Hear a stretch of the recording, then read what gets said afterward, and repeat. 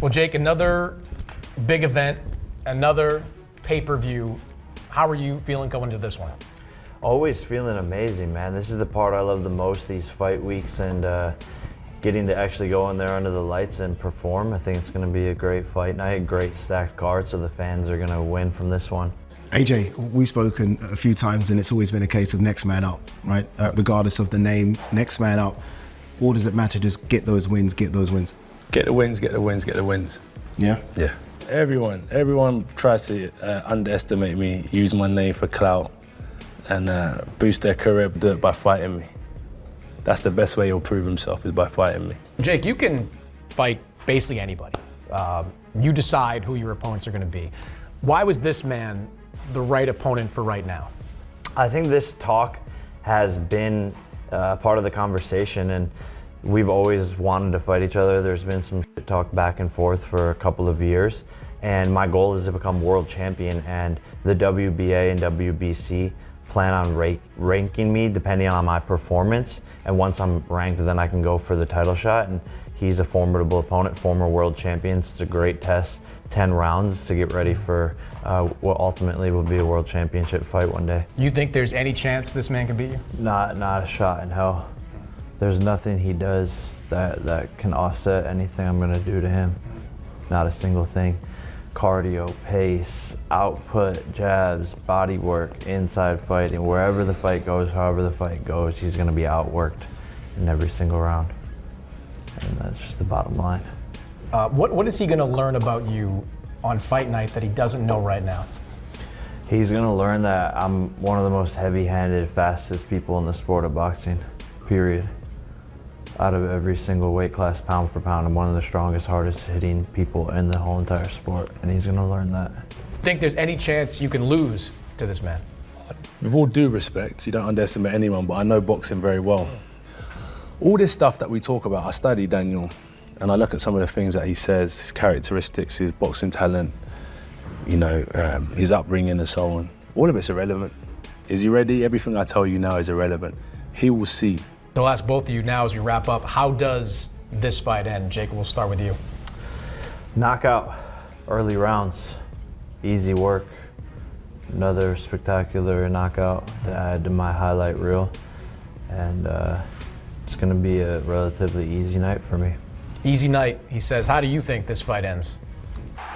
Honestly, speaking from the bottom of my heart, aside from belts and aside from it being him, I'm just ready to. The internet is in complete chaos. Jake Paul just crossed a line with Anthony Joshua, calling him a quitter after the DuBois fight. Now the two are face to face.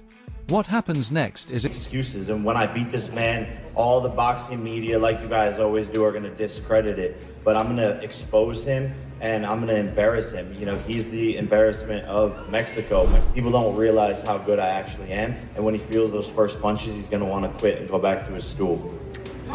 legends, promoters, and fans across the sport are weighing in as the momentum behind this unprecedented matchup intensifies. I want to fight Anthony Joshua, exclusive, because I know that I will beat Anthony Joshua.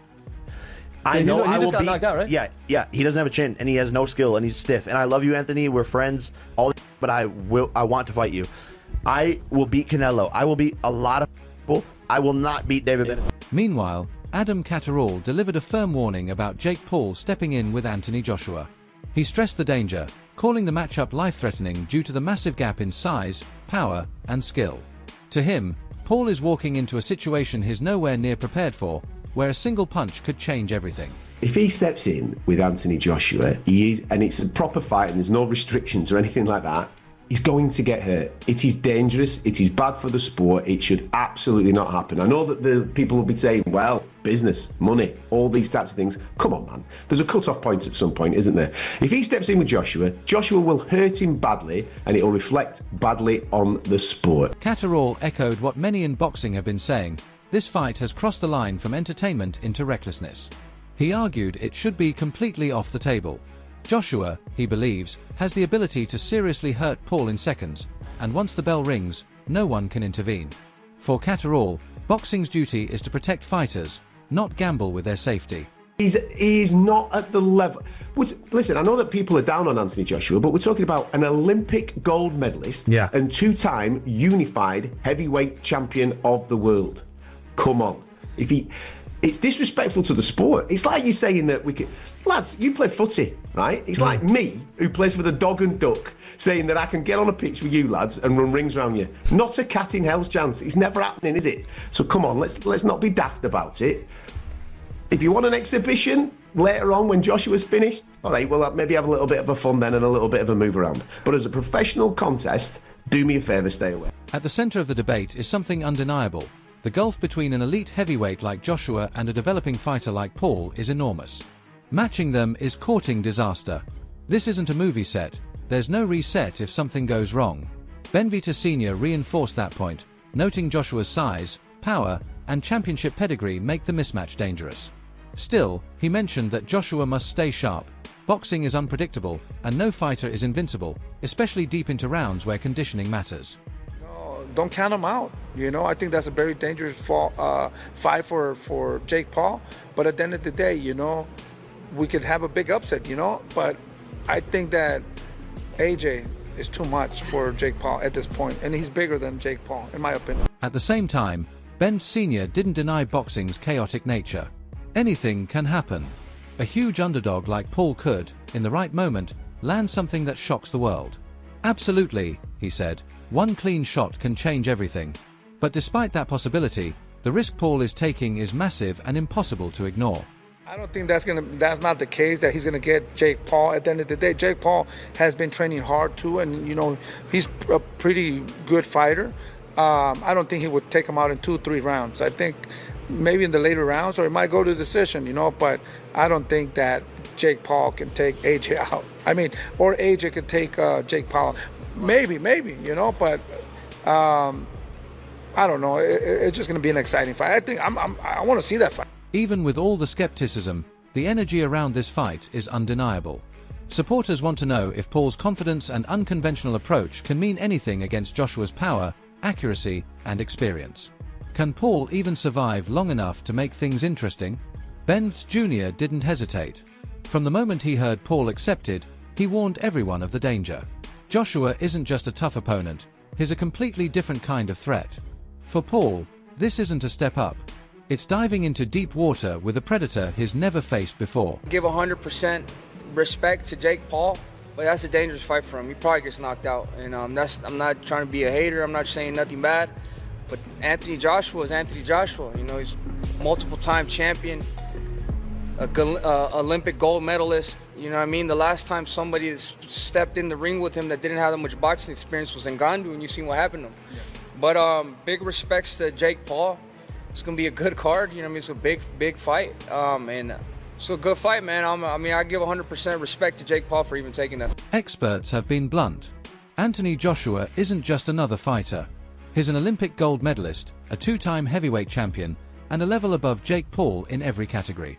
Eddie Hearn didn't sugarcoat anything. He said the fight exists for spectacle and money, nothing more.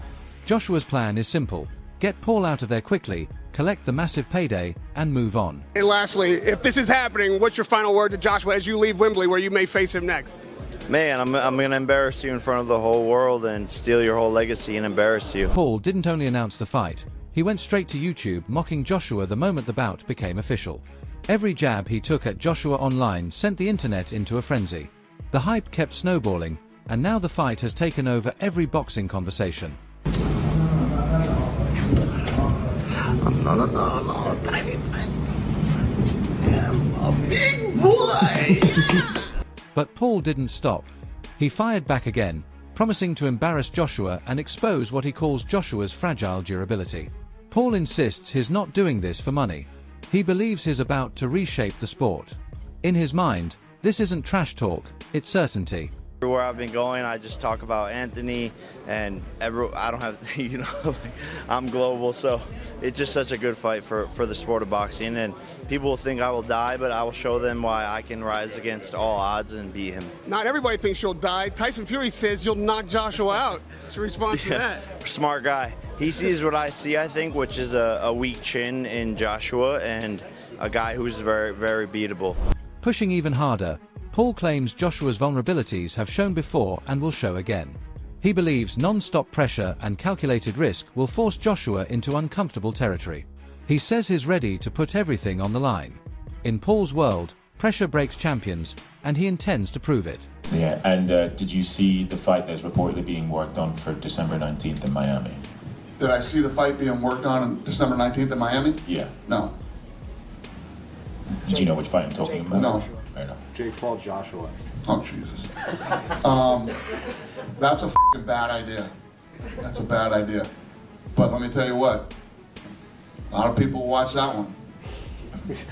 Will you watch it? Sure. You know what everybody's tuning in for on that one. Then I think everybody's going to get what they've finally been waiting for. This entire spectacle has ignited a global debate about what boxing really represents today. Is it sport? Entertainment? Social media-driven chaos? Whether people support it or criticize it, the engagement keeps growing. Every headline and every viral clip makes the event bigger. One thing is certain, when that bell rings, the world will be watching. It's gonna happen, it's gonna happen. I want it to happen here. All the odds stacked against me. I believe that I will beat him and shock the world and create one of the biggest upsets in boxing history. Jake Paul keeps pushing, taunting Joshua about his chin and even throwing out a wild $1 million bet involving Tyson Fury. Classic Jake, feeding the fire. Tommy Fury brushed it off, calling the matchup ridiculous and questioning whether it even counts as real competition. To him, it's pure madness parading as sport. You beating Anthony Joshua. I seen that. He's backing me. He's a smart lad. Then Dana White entered the discussion. He said the fight makes no competitive sense whatsoever, but even he admitted the spectacle is irresistible. Whether you love it or hate it, you'll tune in. The scale of attention is undeniable.